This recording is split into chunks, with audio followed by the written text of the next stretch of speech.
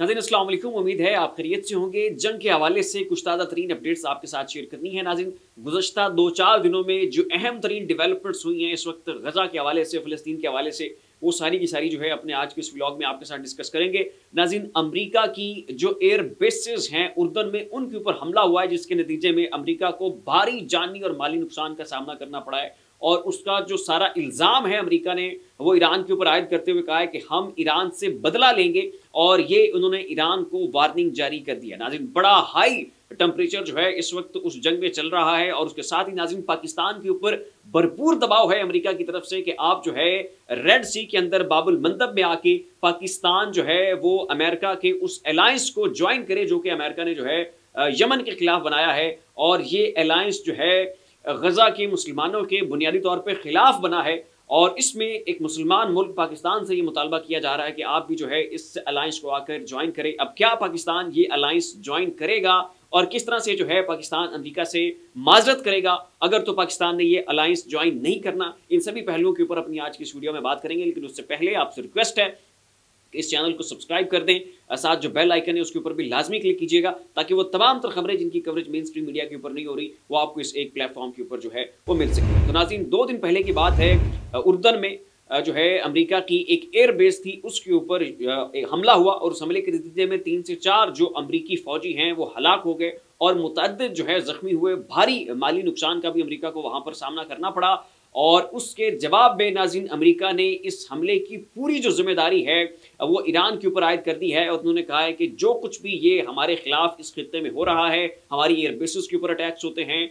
हमारी एम्बेसीज के ऊपर अटैक होते हैं, हमारे लोगों को जो यहाँ पर मारा जाता है, ये सब कुछ ईरान की बनाई हुई प्रॉक्सीज करती हैं। ईरान उन्हें सपोर्ट करता है, ईरान उन्हें फंड करता है, ईरान ही उन्हें असिस्ट करता है उनके ऑपरेशंस में। लिहाजा जो कुछ कर रहा है हमारे खिलाफ ये ईरान कर रहा है, और अब जो है ईरान अमेरिका की जानिब से रिटेलिएशन के लिए तैयार हो जाए। हम अमेरिका जो है नाज़रीन, उनका ये कहना है कि हम ईरान को जो है इस जो उन्होंने हमारी उर्दन में एयरबेस के ऊपर हमला किया है इसका हम जवाब ईरान को ज़रूर देंगे। नाज़रीन, ये वो थ्रेट है, ये वो वार्निंग है कि जो अमेरिका ने ईरान को दे दी है। अब ईरान का इसके जवाब में ये कहना है कि ठीक है, ये प्रॉक्सीज हमारी हैं, हम इनको फंड करते हैं, और अपेरेंटली हमारा ही इनके साथ ताल्लुक है, हमारे ही अम्ब्रेला तले ये ऑपरेट करते हैं, लेकिन ये इंडिविजुअल एंटिटी हैं और अपनी मर्जी से आज़ादाना जो है ये अपने ऑपरेशंस को ऑपरेट करते हैं। हम इनको इंस्ट्रक्शंस नहीं देते, हमारा काम है इनको बना देना, और उसके बाद हमने इनको छोड़ दिया हुआ है। अब ये जो कुछ कर रहे हैं ये अपनी इंडिविजुअल कैपेसिटी में कर रहे हैं, अपनी ज़ाती हैसियत में कर रहे हैं। हम कोई इनको इंस्ट्रक्शंस नहीं देते कि जनाब आप फलां जगह पे हमला करें, फलां जगह पे हमला करें।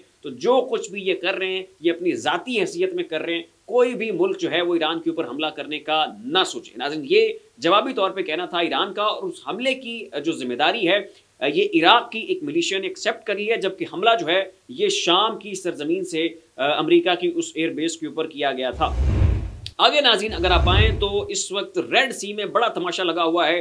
अमेरिका यूके के अपने उस अलायंस के साथ यमनी हौजियों के ऊपर चढ़ दौड़ा है, उनके खिलाफ वो एयर स्ट्राइक्स कर रहे हैं, उनके ऊपर हमले किए जा रहे हैं, उनके ठिकानों को जो है वो तबाह किया जा रहा है। और अमेरिका का यहाँ पर यही कहना है कि ये जो पूरा रेड सी का और बाबुल मंदब का ये इलाका है इसको हमने यमनी हौजियों से वागुजार करवाना है, जबकि यमनी हौजी इस बात के ऊपर मसर हैं कि हमने यहाँ पर ये जो पूरा रेड सी का इलाका है इसको ब्लॉक रखना है। पूरी दुनिया की जो वहाँ से ट्रेड चल रही है उसको उन्होंने रोक के रखा हुआ है, और ख़ास तौर पे नाज़रीन इसराइल की जो ट्रेड है, जो उनकी तिजारत है, उनके जो कार्गो और कमर्शियल शिप्स वहाँ से गुजरते हैं, वो सारे के सारे मामलात इस वक्त अटके हुए हैं। और यमनी हौजियों ने नाज़रीन ये पूरी दुनिया को वार्निंग दी थी, अपने मुसलमान ममालिक और गैर मुस्लिम ममालिक को भी ये कहा था कि रेड सी के इस इलाके में आपका कोई कमर्शियल शिप, कोई कार्गो शिप, कोई वारशिप जो है वो ना आए, क्योंकि अगर वो यहाँ पर आया तो हमने इसको रेड जोन डिक्लेयर किया हुआ है। हम फिर ये फ़र्क नहीं करेंगे कि ये अमेरिका का है या इसराइल का है या ये पाकिस्तान का है या ये इंडिया का है या ये सऊदीया का है, हमने जनाब उसके ऊपर अटैक कर देना है। लिहाजा बेहतर यही है कि हमारे इस रेड जोन के अंदर दुनिया का कोई तजारती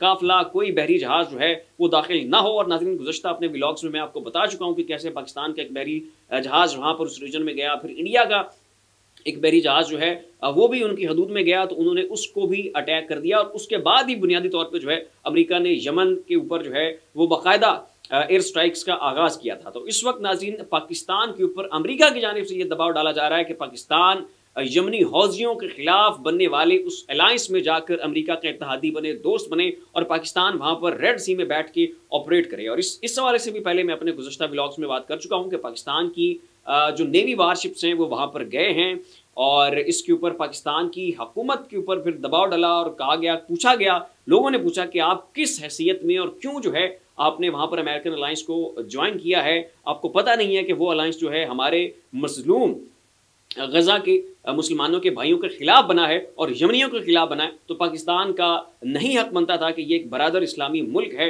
तो ये भी जनाब जाकर वहाँ पर अमेरिका की उस अलायंस का हिस्सा बने। तो इसके ऊपर पाकिस्तान की नेवी ने ये वजाहत दी थी कि हम वहाँ पर अमेरिका के अलायंस का हिस्सा बनने नहीं गए, बल्कि हमारे अपने जो कार्गो शिप्स होते हैं उनके ऊपर अटैक का हमें खतरा और खदशा होता है, तो उनकी एक सेफ पैसेज के लिए जो है हमने अपनी नेवी वेसल्स को वहाँ पर तैनात किया है। हमारा अमेरिका के किसी भी किस्म के अलायंस से कोई जो है वो ताल्लुक नहीं है और ना ही हमें उनके साथ कनेक्ट किया जाए। अब ये अपेरेंटली नाज़रीन पाकिस्तान की नेवी की जानिब से एक मौक़िफ़ दिया गया था, ताहम पाकिस्तान की नेवी वेसल्स जो हैं वो वहाँ पर गई, उन्होंने वहाँ पर शिरकत की और इस हवाले से पाकिस्तान की जो नेवी है उन्होंने वजाहत भी जो है वो इस हवाले से जारी कर दी थी। तो इस वक्त नाज़रीन पाकिस्तान के ऊपर दबाव भरपूर है, प्रेशराइज किया जा रहा है कि पाकिस्तान भी जो है वहाँ पर जाके उस नेवल अलायंस को ज्वाइन करे और इसके साथ साथ सऊदीया और यूएई के ऊपर भी अमेरिका का दबाव है कि आप भी इधर आएँ, रेड सी में हमारा साथ दें और यमनी हौजियों को कुचलने में हमारी मदद करें। लेकिन सऊदीया और यूएई इन्होंने भी इस अमेरिका से माजरत कर ली थी कि हमारे बड़े पुरअमन ताल्लुकात चल रहे हैं और हम खित्ते में किसी भी किस्म का जो टर्मोइल है वो नहीं चाहते, और अगर हम इस जंग का हिस्सा बनेंगे, इसमें शिरकत कर लेंगे और यमनी हौजियों के खिलाफ आ जाएंगे तो यमन जो है फिर हमारे खिलाफ एक फ्रंट खोल देगा और हमारी जो अमन की फ़िज़ा है सऊदीया की और यूएई की वो सारी तबाह बर्बाद हो जाएगी। हम जो है तरक्की के रास्ते के ऊपर गामजन हैं, हमारा पास विजन 2030 है और हम अपने मुल्क के लिए कुछ खास अज़ाइम रखना चाहते हैं, हम किसी भी किस्म के झगड़े में नहीं पड़ना चाहते। तो ये नाज़रीन कहना था सऊदीया और यूएई का, जबकि पाकिस्तान के ऊपर जूं का तूं जो है वो दबाव वैसे ही कायम है। अब देखना ये है कि पाकिस्तान जहां पर अमेरिका से माजरत करता है, इस अलायंस को ज्वाइन करने से खुल के एक ब्लैटेंट वे में इनकार करता है, या कि पाकिस्तान इस इत्तेहाद का